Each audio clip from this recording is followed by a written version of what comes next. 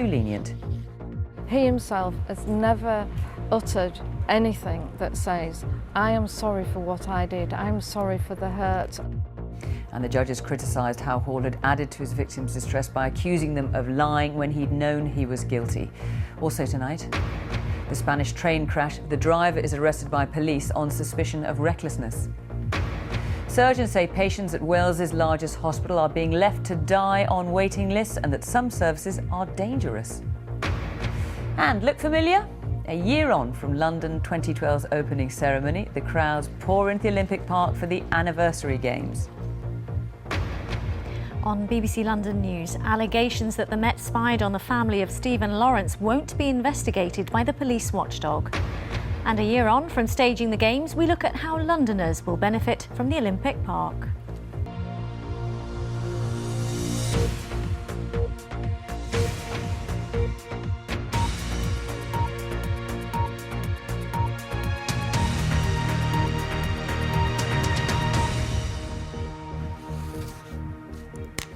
Good evening and welcome to the BBC News at 6. The broadcaster Stuart Hall has had his prison sentence for sex offences doubled to 30 months at the Court of Appeal.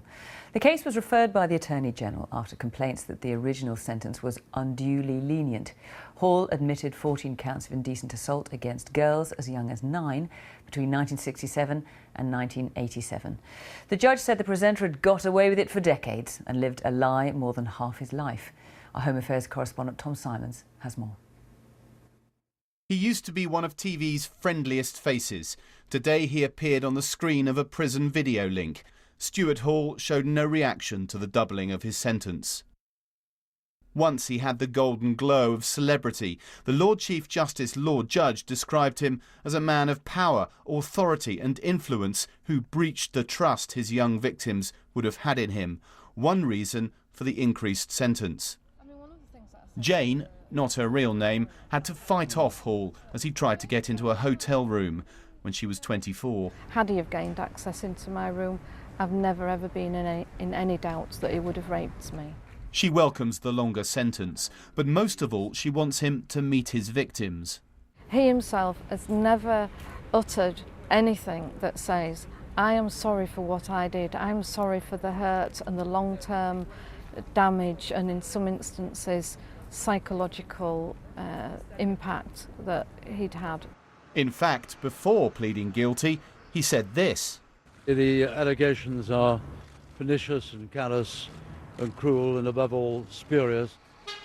That statement, a second reason for the longer sentence. The judge today said Hall was an expert in the use of the media, alert to the possible advantages of manipulating it. Reason number 3, according to the Attorney General, who made the case in court for increasing the sentence, the sheer length of his predatory behaviour. This offending had carried on over 20 years involving multiple victims.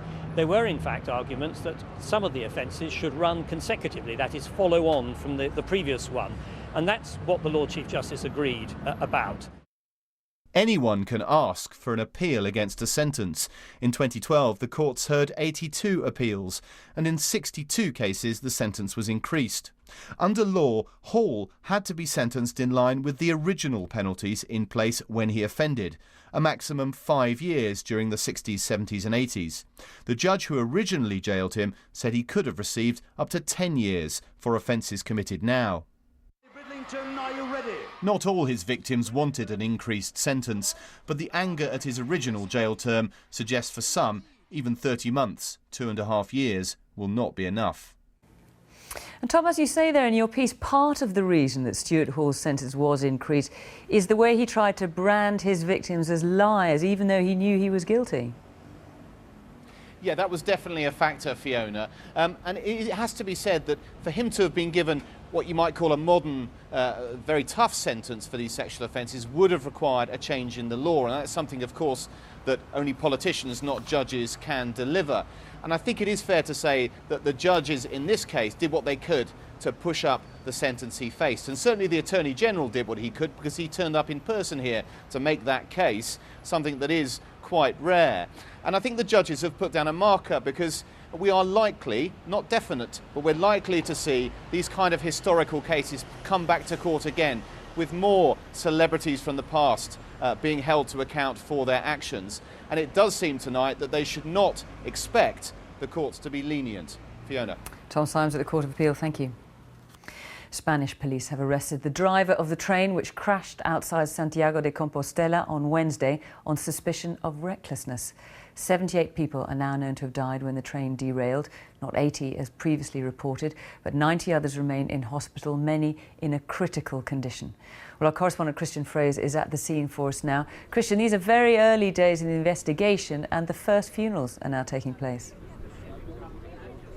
Yes, it's been another difficult day here, Fiona. We're just awaiting the arrival of Prince Felipe, who's coming to see the site for himself. He's been speaking to doctors today as well. I've been speaking to the forensic police, who tell me there's still 6 of the bodies to identify. And in the next hour, we're about to have the first funeral. I believe the man who was killed was on his way to his brother's wedding here in Galicia. But of course the focus for the Spanish media, who are either side of me, is very much on the man who was at the controls of the train on the night of the accident. A warning, you may find some of the footage in this report distressing. Escorted from the twisted wreckage, bloodied and dazed, the train driver Francisco José Garzón Amor. He has 30 years' experience of the railways.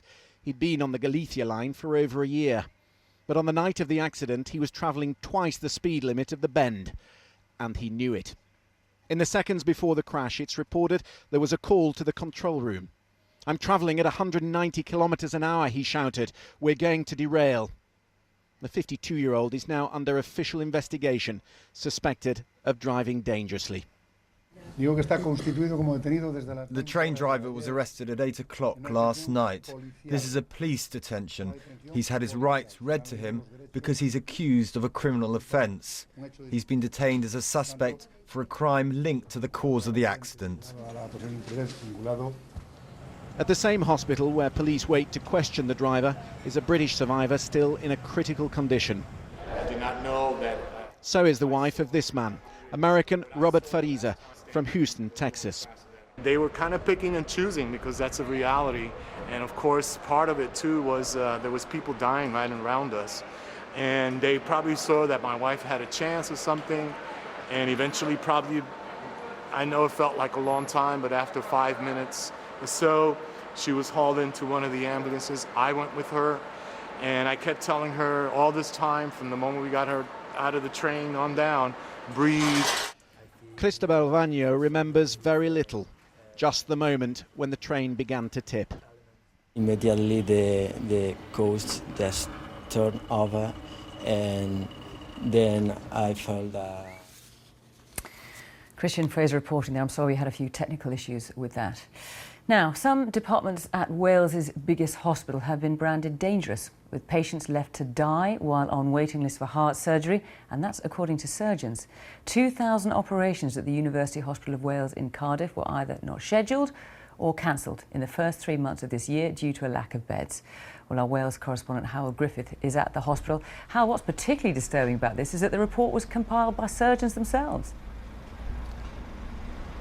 Yes, Fiona, these warnings come directly from the doctors. They create a picture of a health service which is failing to cope, with some surgeons suggesting the pressures they're under are partly due to financial cutbacks. Today, managers have told us they are proud of the treatment offered here, but they accept there are problems scheduling people for treatment, with 12 people dying in the last 50 months as they were scheduled to receive cardiac surgery.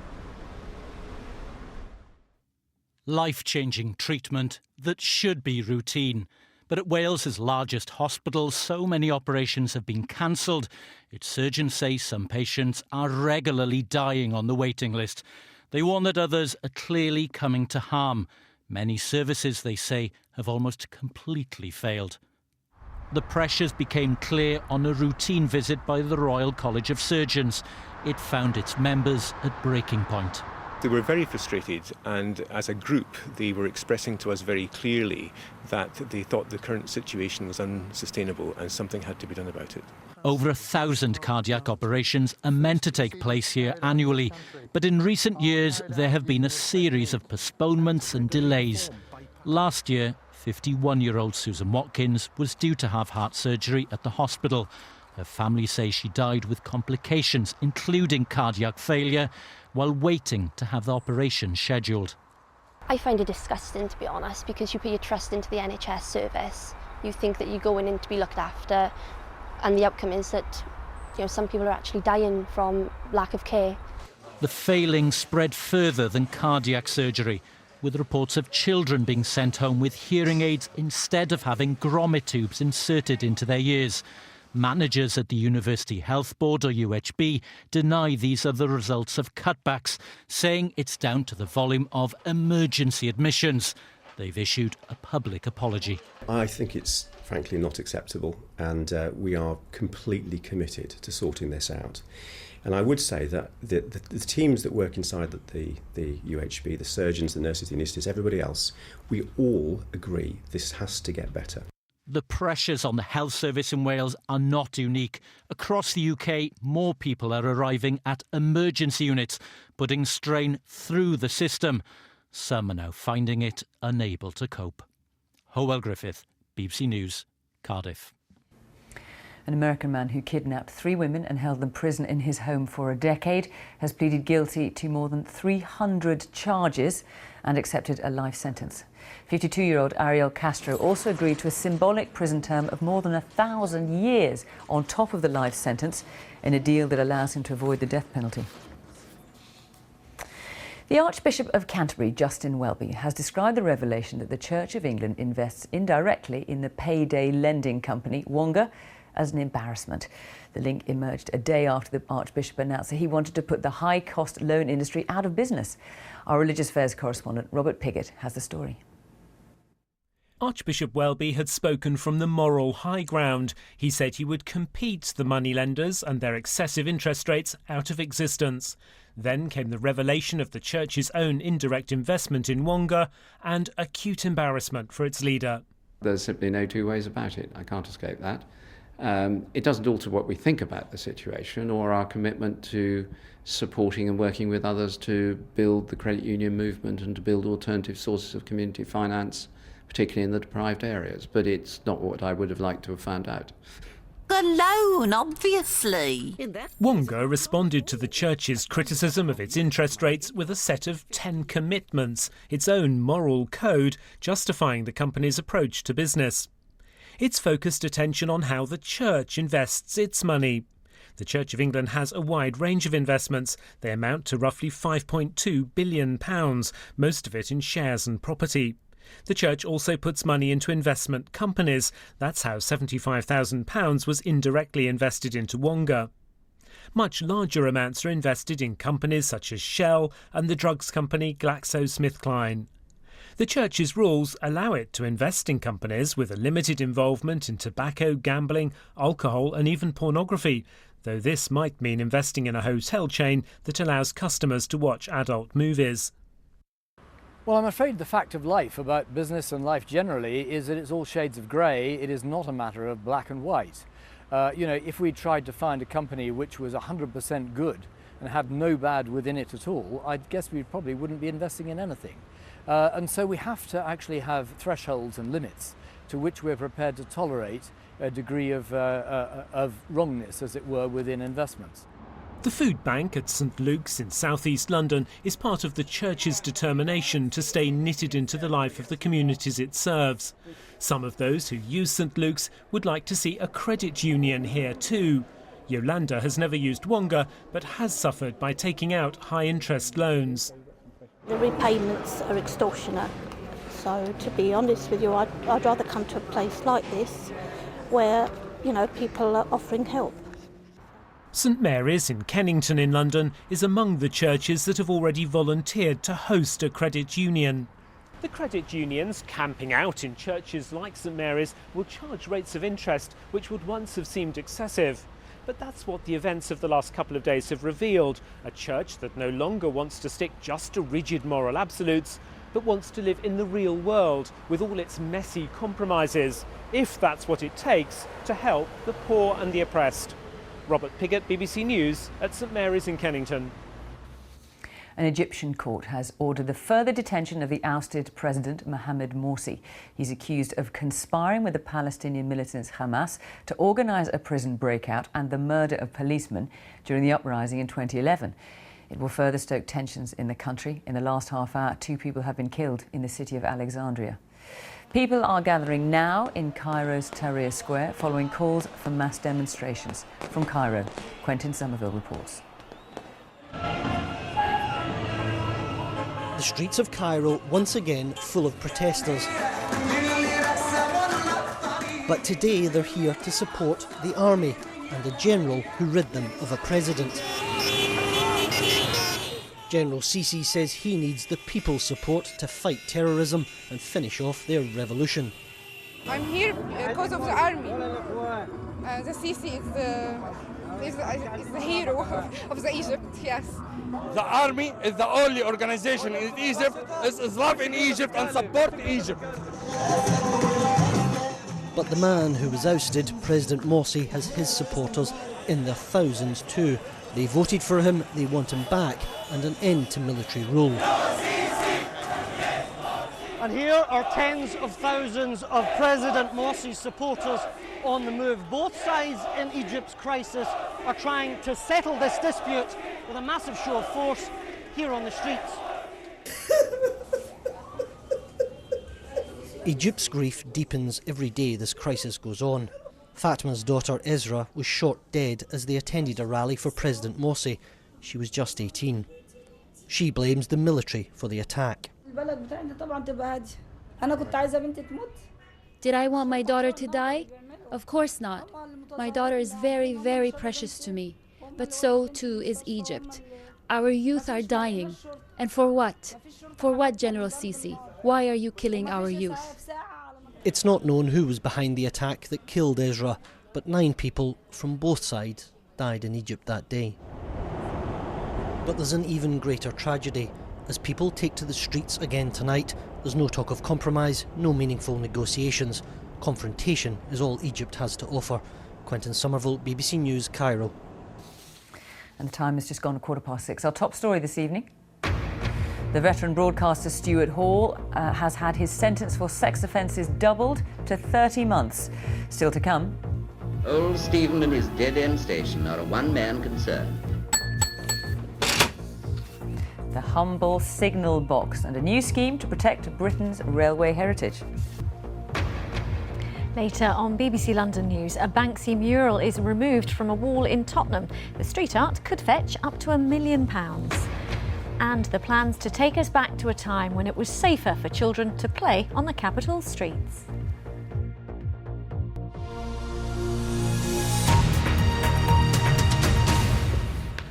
A year ago today, the opening ceremony of the London 2012 Olympic Games was held. The start of 19 days of Olympic fever and an extraordinary summer of achievement for British sport. But how do people see the legacy of the Games today? Well, in a poll for the BBC, 69% of those questioned thought the Games were worth the public investment of nearly £9 billion. 74% said they'd like to see the Games return in their lifetime. But as to how many people said they were more active following the Games, just 11%. Well, today it's the start of the London Anniversary Games and Usain Bolt will be running.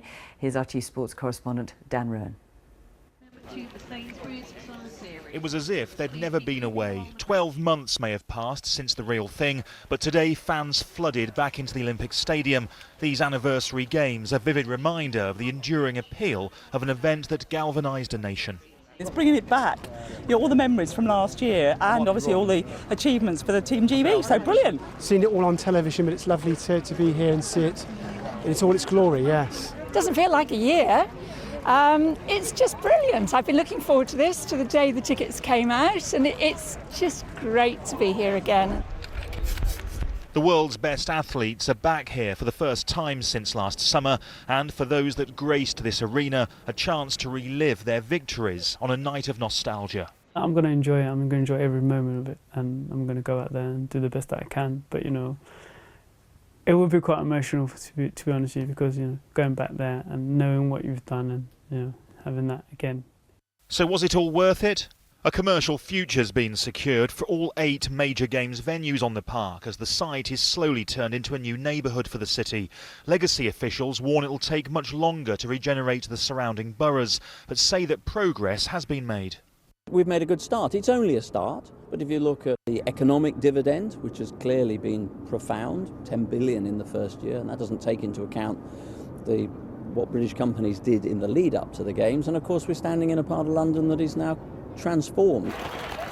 The right to host the games was won on a promise to inspire a generation. The suggestion is that only 1 in 10 of us have become more active as a result of the Olympics. The question is whether that's enough for £9 billion as memories begin to fade. The idea that we can suddenly transform participation in sport and physical activity instantly is a bit unrealistic. So it's a very good start, but there's plenty more to be done, particularly among younger people where perhaps the percentage increases are not quite so encouraging.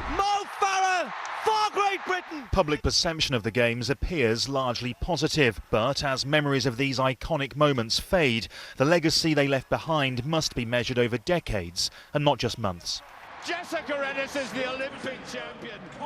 Well, Fiona, they're calling this Flashback Friday, and there's no doubt that standing here now, it does feel very special because, of course, after this 3-day event, work will begin on transforming the Olympic Stadium into a football ground for Premier League club West Ham United. So fans are taking the chance to see tomorrow Mo Farah and Jessica Ennis-Hill. Tonight, of course, the star attraction is the fastest man on the planet, Usain Bolt. You can catch all the action live on BBC One, BBC Two and BBC Radio 5 Live. When it comes to legacy, of course, it's a mixed picture. But what's clear from the atmosphere here tonight, Fiona, is that the Olympics continues to elicit a very warm glow. Dan Rowan, the Olympic Stadium, thanks very much. Firms have a duty to hire local workers rather than immigrants, according to the Conservative Business and Education Minister Matthew Hancock. He didn't specify whether local meant British workers or people of any nationality who just happen to live in the local area, but said employers have a responsibility to the local community as well as to profit. This report from our correspondent Rita Chakrabarti. Pi Skincare is a small London company that makes and sells beauty products. 40% of its staff are from abroad, and they say there are good opportunities in the UK. I came here because I think the country is really dynamic, the economy, the job opportunities, so that's why I came. The managing director of Pi says she only employs people with the right skills, and that can often mean employing workers from outside the UK. We have a very straightforward recruitment policy, which is to hire on merit and merit alone. We're a niche, highly skilled business, and that sometimes means we do need to bring employees from outside the UK. And that's purely because they are the best people and the best candidates for the job with the right specialist experience. But with youth unemployment high, the minister says companies should be prepared to invest in training local staff. It's the social responsibility, the duty of businesses to look at employing local people. They may need a bit more training, rather than taking the easy option of going straight overseas. Note the language, local workers, not British workers, a phrase Gordon Brown, when he was Prime Minister, was severely criticised for. Drawing on the talents of all to create British jobs for British workers. The government hasn't defined precisely what it means by local workers, leaving it unclear who businesses should be targeting. Meanwhile, questions are being asked about just how feasible the proposals are. The CBI says employers can't discriminate between British and non-British workers. If someone applies for a job who's the best person for a job, it would be illegal for the company to appoint someone who was less good just because they were a British citizen and the other candidate came from another country. Ministers are under political pressure over a possible influx of workers from Romania and Bulgaria next year when restrictions are lifted. Today's intervention is an appeal to British businesses to give ministers a helping hand. Rita Chakrabarti, BBC News. Now, they're part of the UK landscape and our railway heritage. Signal boxes, crammed with the levers that kept Britain moving for decades. They used to be an everyday sight. Now fewer than 500 are still in use. But an agreement announced today will give listed status to the best signal boxes in the country. Our correspondent David Silito has more. It's like home in a way, in a funny way. That's it. Nothing else for another hour. It's barely changed in 130 years. The Downham Market signal box. But they're going. Signalmen such as Neil Watson are getting used to closing signal boxes. How does it feel when you pull the last signal? When I put the last signal back at Thetford, it was quite sad knowing that it's never going to come out again. And then you closing the box up and that's it. There used to be 12,000 of these signal boxes around Britain, now just a few hundred. And even this one's already been earmarked for closure. It's going to be gone in a few years' time. And I've got a little rare treat here. They're actually allowing me to pull one of the levers and push one of the points back. But it has today been saved from demolition.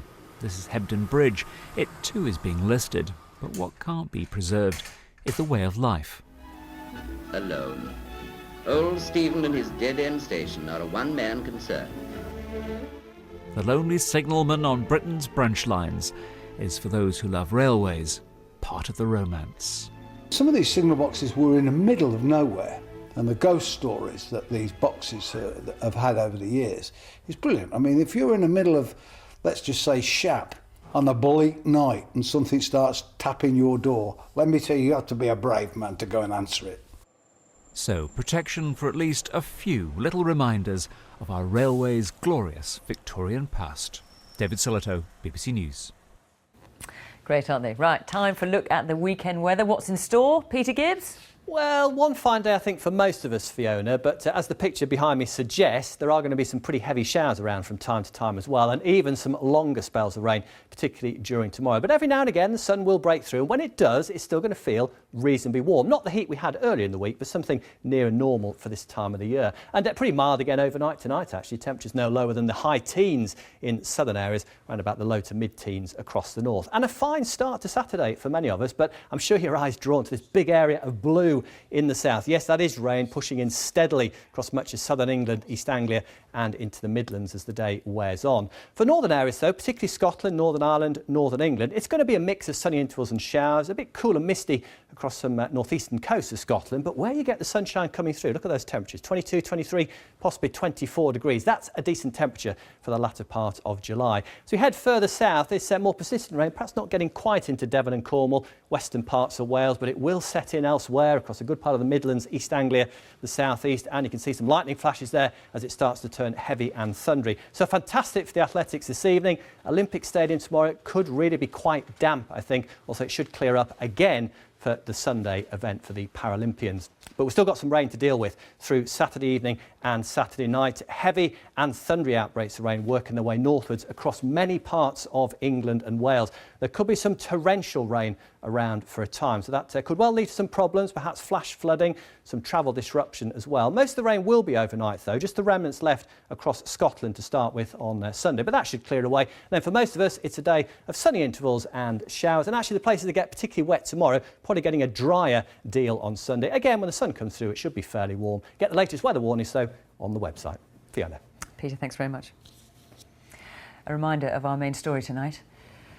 The veteran broadcaster Stuart Hall has had his sentence for sex offences doubled to 30 months. And that's all from the BBC News at 6. It's goodbye from me. And on BBC One, we can now join the BBC's news teams where you are. Bye-bye. Tonight on BBC London News, a year on from the Olympics, fans return to the stadium for an anniversary celebration. We're live at the Olympic Park. All of this park has been closed for the last year, but some of it's opening up in the next 2 or 3 days. And I'll be telling you how Londoners can enjoy the sports facilities and the open spaces. And the greatest show on earth might have moved out last year, but tonight some of its greatest stars will return as the Olympic Stadium opens its doors for the anniversary games. Also tonight, allegations the Met spied on the family of Stephen Lawrence won't be investigated by the police watchdog. Just a week after being moved from Marble Arch, Romanian rough sleepers return to the site.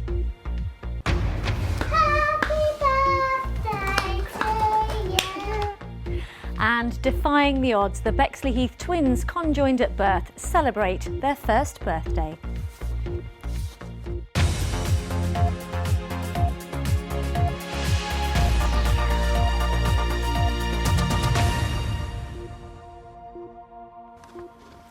Good evening and welcome to the programme.